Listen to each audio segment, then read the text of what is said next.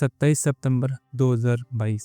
ये कहानी शुरू होती है तमिलनाडु चेन्नई से, जहां सर्वराज रोज की तरह अपनी मां पद्मा को कॉल करता है उनका हालचाल पूछने के लिए। लेकिन उसकी मां कॉल नहीं उठाती। सर्वराज बहुत देर तक कॉल को ट्राई करता है, लेकिन उनका कॉल फिर भी स्विच ऑफ ही जा रहा था। सर्वराज अब थोड़ा सा टेंशन में आ गया था कि ऐसा तो पहले कभी नहीं हुआ। जब भी मैं कॉल करता तो मॉम मेरा कॉल जैसे उठा लेती थी। इसके बाद सर्वराज अपनी आंटी प्लानी अम्मा को कॉल करता है।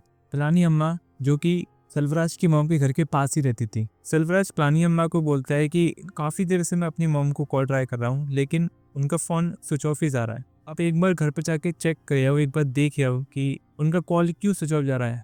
तो प्लानी अम्मा सर्वराज की मॉम को देखने उनके घर जाती है और सर्वराज की मॉम वहाँ पर नहीं होती। किसी को नहीं पता कि ऐसे अचानक से सर्वराज की मॉम कहाँ चली गई। प्लानी अम्मा फिर आसपास के लोगों से ही पूछती है, लेकिन किसी को कुछ नहीं पता। काफ़ी देर तक ढूंढने के बाद भी सर्वराज की मॉम नहीं मिल रही थी और वो तुरंत एक मिसिंग कंप्लेंट फाइल करते हैं। सर्वराज की चेन्नई में नई नई जॉब लगी थी, जिसमें अभी उसको बस 7 महीने ही हुए थे। लेकिन सर्वराज को टेंशन होने लगती है और वो वापस से अपने घर आ जाता है अपनी मॉम को ढूंढने के लिए। मिसिंग कंप्लेन होने के बाद पुलिस जब इन्वेस्टिगेट करती है तो पुलिस को पता चलता है कि सर्वराज की मॉम ने जिससे लास्ट टाइम कॉल पर बात करी थी उसका नाम मोहम्मद शैफी है।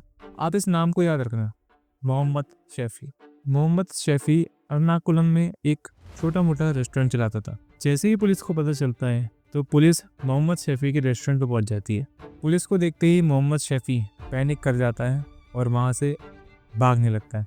पुलिस भी मोहम्मद शैफी के पीछे भागती है और थोड़ी भागदौड़ करने के बाद मोहम्मद शैफी को पकड़ लिया जाता है। पकड़ने के बाद पुलिस के बिना कुछ पूछे मोहम्मद शैफी बोलता है कि मैंने उनको नहीं मारा, मेरे साथ और 2 लोग मिले हुए हैं। ये सुनते ही पुलिस शॉक हो गई, क्योंकि वो तो बस पूछताछ करने आई थी। और यहीं से ऊपर होता है केरला का सबसे ज़्यादा ग्रूसम केस, जहाँ पर 2 लोगों की बलि दी जाती है।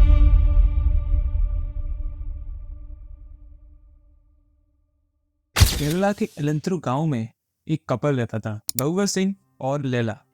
एक बहुत ही स्वीट सा कपल जो शांत स्वभाव के थे और लोगों से हम्बल तरीके से बात किया करते थे। सब लोग इन्हें गांव में जानते थे और दोनों पढ़े लिखे डॉक्टर थे। बाहर से देखने में तो सब लोगों को इनकी लाइफ बहुत ज्यादा अच्छी लग रही थी, लेकिन अंदर ही अंदर वो अपनी फाइनेंशियल कंडीशन से लड़ रहे थे। ये दोनों अपनी फाइनेंशियल कंडीशन के साथ डील नहीं कर पा रहे थे और बहुत मुश्किल से घर का गुजारा चल रहा था। भगवत सिंह 1980s में सऊदी में जॉब के लिए अप्लाई भी करते हैं, लेकिन उनका वीजा किन्हीं कारणों की वजह से रिजेक्ट हो जाता है। फिर वो अपने ही घर में एक छोटा सा क्लिनिक खोल लेते हैं, जहाँ पर वो लोगों को मसाज थेरेपी दिया करते थे और छोटी मोटी चोटों को भी सही करा करते थे। भगवत सिंह को पोइट्री लिखने का भी बहुत शौक था। वो पोइट्री लिखा करते थे और अपने सोशल मीडिया पर डाला करते थे, और इसी वजह से भगवत सिंह सोशल मीडिया पर भी काफी एक्टिव रहते थे। 2019 में भगवत सिंह की फेसबुक पर एक फ्रेंड बनती है जिसका नाम था श्रीदेवी। भगवत सिंह लगातार 2 साल तक श्रीदेवी से बात करते रहे। इतने समय से बात करते करते दोनों के बीच एक अच्छा बॉन्ड हो गया था, और इन 2 सालों में भगवत सिंह अपनी लाइफ से रिलेटेड सारी चीजें श्रीदेवी को बता देते हैं कि वो क्या करते हैं, उनका डेली रूटीन क्या है, ये सारी चीजें। और बातों बातों में भगवत सिंह अपनी सारी फाइनेंशियल प्रॉब्लम भी श्रीदेवी को बता देता है। जब श्रीदेवी ये सुनती है तो वो बताती है कि मैं भी इन सारी प्रॉब्लम को फेस कर चुकी है, पैसों को लेकर, प्रॉपर्टी को लेकर, लेकिन इन सारी प्रॉब्लम से बाहर निकलने के लिए मेरी एक आदमी ने मदद करी, जिसकी मदद से मैं इन सारी प्रॉब्लम से बाहर आ गई। भगवत सिंह फिर पूछ ही लेता है कि क्या ये इंसान हमारी मदद करेगा। Sridevi said yes.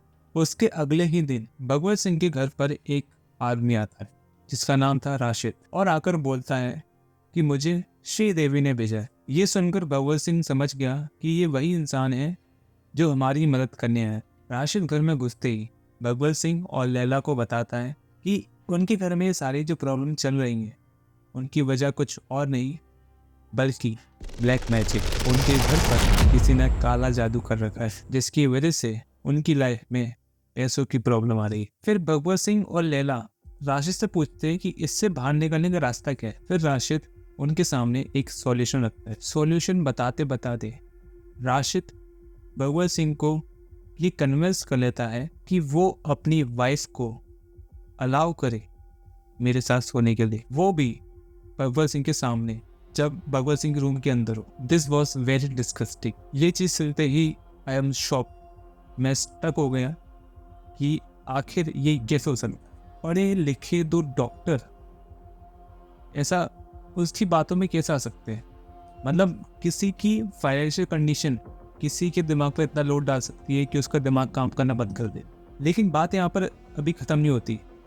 इसके बाद जो होने वाला था वो और भी ज़्यादा ग्रूसम है। फिर राशिद कहता है कि हम तीनों को मिलकर एक वुमेन को सेक्रीफाई करना पड़ेगा, यानी कि एक इंसान की बलि देनी होगी। और भगवत सिंह उसके लिए भी मान जाता है। राशिद उनसे कहता है कि अगर तुम कोई इंसान ढूंढ कर नहीं ला सकते तो मैं एक फीस चार्ज करूंगा और मैं तुम्हारे लिए वो इंसान ढूंढ कर लिया। राशिद उनसे इस काम के लिए 3 लाख रुपए लेता है और वो देने को भी राजी हो जाते हैं, जबकि उनकी फाइनेंशियल कंडीशन बहुत ज़्यादा खराब है।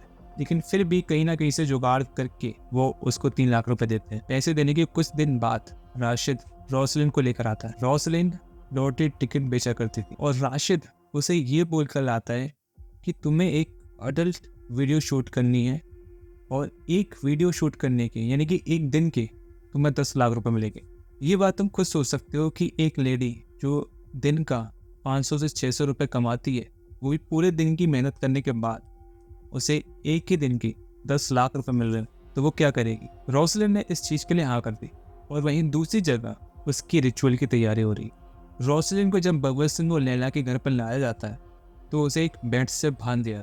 रोसलिन सोचती है तो एक शूट का पार्ट होगा, लेकिन जब रोसलिन अपने बगल में देखती है तो राशिद कुछ मंत्र पढ़ रहा होता है। रोसलिन घबराहट में जैसे थोड़ा सा शोर करती है तो लैला सिंह एक चाकू से उसका गला काट देती है।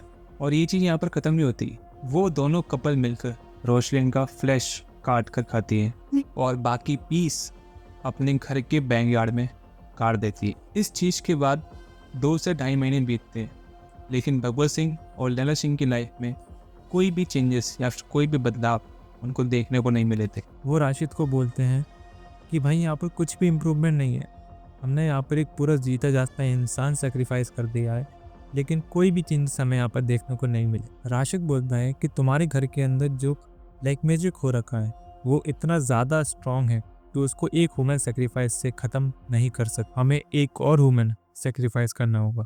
राशिद उन कपल के सामने सेम डिमांड रखता है और एक इंसान को ढूंढने में लग जाता है। और उसके बाद राशिद को मिलती है पद्मा। पद्मा भी वही सेम काम करती थी, लॉटरी सेल करने का, और राशिद पद्मा के सामने वही सेम ऑफर रखता है जो रोसलिन के सामने रखा था, और पद्मा भी इस काम के लिए हाँ बोल देती है। उसके बाद राशिद पद्मा को उनके घर ले जाता है और वहाँ पर पद्मा को भी गला काट के मार दिया जाता है।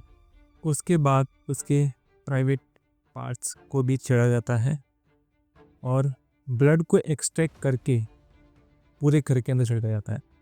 ये सब कुछ एक डॉक्टर के घर के अंदर हो रहा था। पद्मा की बॉडी को फिर 52 पीसेस में काटा जाता है और उसे वहीं पर गाड़ देते हैं जहाँ पर रोसलिन के पार्ट्स को काटा जाता है। इसके बाद ही पद्मा का बेटा सलवराज मिसिंग कंप्लेंट फाइल करता है और जब पुलिस मोहम्मद सैफी को पकड़ती है तब केरला के सामने खुलता है एक ह्यूमन सेक्रीफाइस केस। पुलिस इस केस में 3 लोगों को पकड़ती है, भगवत सिंह और उनकी वाइफ लैला सिंह और तीसरा इंसान मोहम्मद शैफी। और आप लोग सोच रहे हो कि यहाँ पर ये श्रीदेवी और राशिद को क्यों नहीं पकड़ा गया, तो मैं आपको बता दूं कि यहाँ पर श्रीदेवी कोई और नहीं बल्कि मोहम्मद शैफी था, जो कि फेसबुक पर एक नकली आईडी बनाकर भगवत सिंह से बात करता था। और राशिद भी कोई और नहीं बल्कि मोहम्मद शैफी है। और दिसंबर 2025 में, जिस दिन मैं वीडियो शूट कर रहा हूँ और अभी तक इस केस का कोई फैसला नहीं आया है, ये केस अभी ट्रायल में चल रहा है और पुलिस अभी सबूत इकट्ठा कर रही है। पद्मा के घर वाले बस अभी कोर्ट कचहरी के चक्कर लगाते हैं, लेकिन अभी उनको कोई जस्टिस नहीं मिला है। इस पूरे केस से मैं आपको बस एक ही इन्फॉर्मेशन देना चाहता हूँ। जो लोग बाहर से अच्छे दिखते हैं लेकिन आपको नहीं पता कि उसके अंदर, घर के अंदर कितनी सारी चीज़ें चल रही होती हैं। और ये कोई भी हो सकता है, हमारी आसपास की सोसाइटी में रहने वाले लोग, ये कोई भी हो सकता है। हालांकि ऐसा ना हो बट ये हो सकता है। तो आप भी इन सब चीज़ों से दूर रहिए। तो मैं इस वीडियो को यहीं पर एंड करता हूँ और आप लोग अपनी फैमिली का ख्याल रखो, ऐसी चीज़ों में विश्वास मत करो। मिलता हूँ जल्दी ऐसे ही केस के साथ, तब तक के लिए गुड बाय।